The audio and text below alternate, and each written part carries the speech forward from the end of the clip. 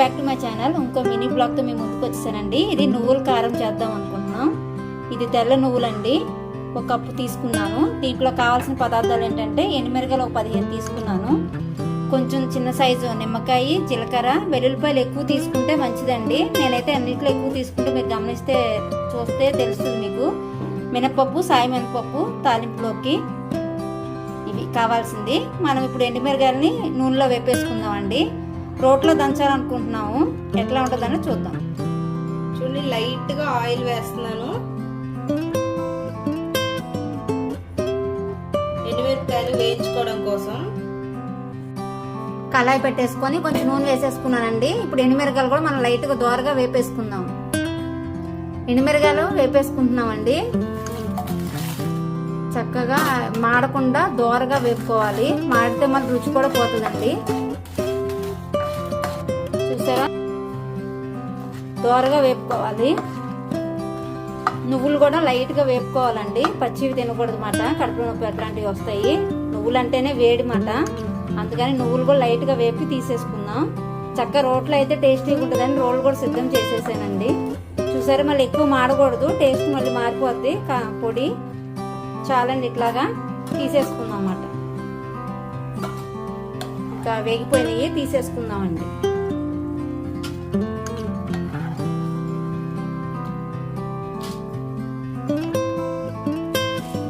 తర్వాత శనగపప్పు, మినప్పప్పు కూడా వేపేసుకుందామండి కారానికి.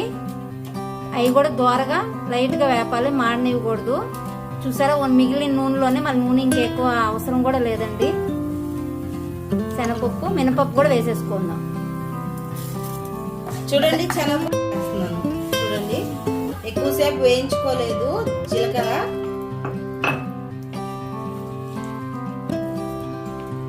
ఇప్పుడు జీలకర్ర కూడా వేసేసుకుని దాంతోపాటు నువ్వులు కూడా వేసేసుకొని దోరగా వేపేసుకుందాం అండి.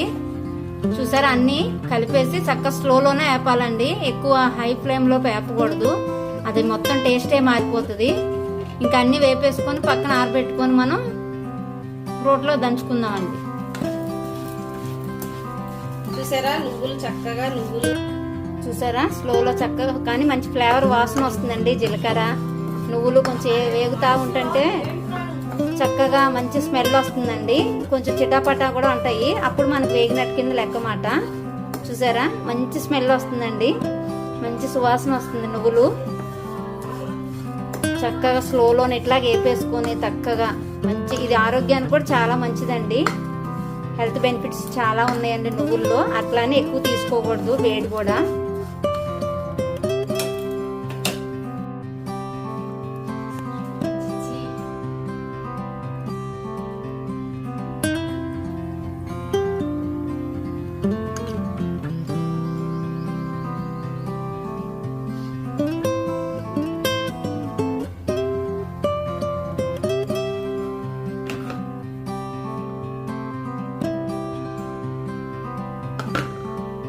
నువ్వులు చక్కగా దోరగా వేగిపోయినాయండి. స్మెల్ కూడా మంచిగా వస్తుంది.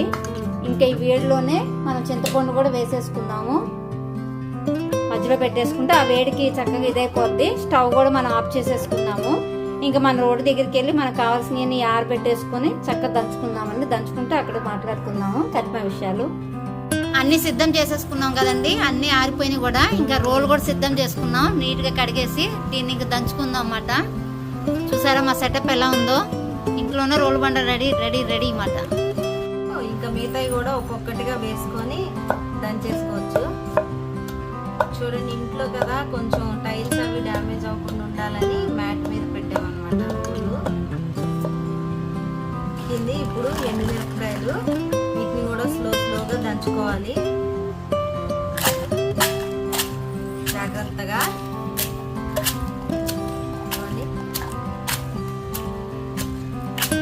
నిదానంగా దంచుకోవాలన్నమాట. చితుకిని కదా, ఇవ్వండి. దీనిలో కల్లుపు వేస్తున్నాను, టేస్ట్కి తగ్గట్టు వేసుకోండి. ఈ కల్లుపుతో పాటు అయితే ఈజీగా నలుగుతుంది అన్నమాట. ఇది చక్కగా మెత్తగా నలిగిపోవాలండి. చింతపండు, కల్లుప్పు, ఎండుమిరపకాయలు. మా కోడలు గారు బాగా దంచుతుంది. పైకి లేపట్ల పైకంటే లేపు దంచమ్మా. ఇవన్నీ కొంచెం కొంచెం వేస్తూ దంచుకోవాలి. శనగపప్పు, మినపప్పు, నువ్వుపప్పు మొత్తం కలిపి వేపాం కదండి. జీలకర్ర వేసి అదంతా ఈ ఎండుమిరపకాయలతో కలిసేలాగా దంచుకోవాలి. చక్కగా మెత్తగా నలిగిపోవాలన్నమాట. మినపప్పు, పచ్చెనపప్పు అన్ని వేసానండి. చక్కగా రోట్లో దంచుతున్నారు చూసారా. మంచి స్మెల్ కూడా వస్తుంది. చక్కగా కొంచెం కొంచెం వేసుకుంటూ చక్కగా మనం దంచుకుందాము. కొంచెం టైం పట్టుద్దని, నువ్వులు నలగాలి కదా. చూడండి బాగా మెత్తగా నలిగింది చక్కగా. ఒకసారి రోకలు లేకుండా ఇగోండి. మేము నూనె వేసి వేయించుకున్నాం అనమాట. ఒకవేళ టిఫిన్లోకి అలా తినాలనుకుంటే నూనె వేయకుండా పొడిగా వేయించుకోవచ్చు. ఆల్రెడీ నువ్వుల్లో కూడా కాస్త నూనె ఉంటుంది కాబట్టి మాకు ఇలా వచ్చింది అనమాట గట్టిగా. ఇలా అయితే టేస్ట్ బాగుంటుంది. నూనె కొంచెం చుక్కేసి వేపుకుంటే అని మేము వేసామన్నమాట. లేదు టిఫిన్లోకి అంటే చక్కగా నూనె వేయకుండా పొడిగా వేయించేసుకోవచ్చు. చూడండి ఇప్పుడు వెల్లుల్లిపాయలు చితక్కొట్టుకోవాలి. దంచుకొని నిదానంగా ఒక్కొక్క వెల్లుల్లిపాయ వేసుకుంటా దంచుకుంటా ఉండాలి. ఈ వెల్లుల్లిపాయ వాసన తగలంగానే ఇంకా మంచి సువాసన వచ్చేస్తుందండి. నువ్వులు కారం, నువ్వులు కమ్మని వాసన వస్తున్నాయి నలిగే కొద్దీ.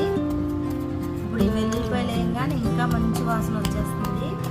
నువ్వులు తింటే ఆరోగ్యానికి చాలా మంచిదండి. ఇలా వేయించుకొని తింటే చక్కగా కారపొడి లాగానో, లేదంటే పాకం పట్టి దానిలో వేసుకోను, లేదంటే మొలకలు ఎత్తించి అలా అన్నా తినొచ్చు. ఆరోగ్యానికి చాలా మంచిది అనమాట. గుండె జబ్బులని రాకుండా ఉంటాయండి నువ్వులు రోజు తీసుకునే వాళ్ళకి. అలాగే వెయిట్ లాస్ డైట్లో ఉన్న వాళ్ళకి ఆ డైట్లో నువ్వులు ఉంటే చాలా మంచిగా చేస్తాయి అనమాట. ప్రోటీన్స్, ఫైబర్ చాలా ఎక్కువ ఉంటాయి వీటిల్లో. ఎముక పుష్టికి నువ్వులు చాలా మంచివి అనమాట. ఎంతగా తీసుకుంటే అంత మంచిది. కాస్త వేడి అంటారు ఒంటికి, అయినా కూడా రోజు ఒక ముద్ద ఈ నువ్వుల కారం వేసుకొని తిని అప్పుడు కూర అన్నం తినండి. బాగుంటుంది, చాలా చక్కగా ఉంటుంది, కమ్మగా. అలాగే ఆరోగ్యానికి ఆరోగ్యం కూడా. స్వీట్లు కూడా చేసుకోవచ్చు అండి పాకం పట్టి నువ్వులతో. మేమైతే ఇలా చేసుకొని ఇది ఒక ముద్ద ముందు కలుపుకొని తిన్నాకే కూర వేసుకుంటాము. చాలా బాగుంటుంది టేస్ట్. అయితే ఇలా ట్రై చేయండి మీరు. ఇలా వెల్లుల్లిపాయలు ఇవి కొట్టి పొడి పొడిగా కాకుండా ఇలా ఒక చుక్క నెయ్యి వేసుకొని ఏపండి ఎండుమిర్చి, నువ్వులు చాలా రుచిగా ఉంటాయి. లేదు అంటే నెయ్యి వేస్తే ఇంకా కమ్మగా ఉంటుంది. ఒక స్పూన్ నెయ్యి వేసి వేయించుకుంటే ఎంత కమ్మగా ఉంటుంది అంటే అంత కమ్మగా ఉంటుంది కారము.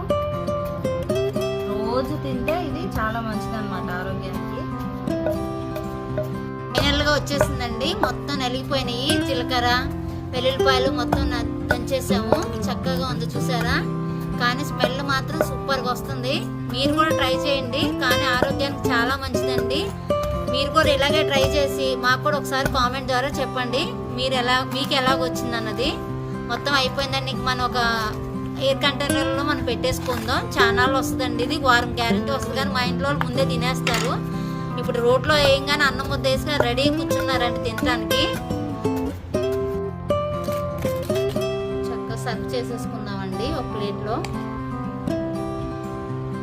చూసారా ఎంత చక్కగా కలర్ఫుల్గా ఉందో. వెల్లుల్లిపాయలు, నువ్వులు, ఎండుమిరకాయలతో చేసింది. చక్కగా ఉంది చూసారా.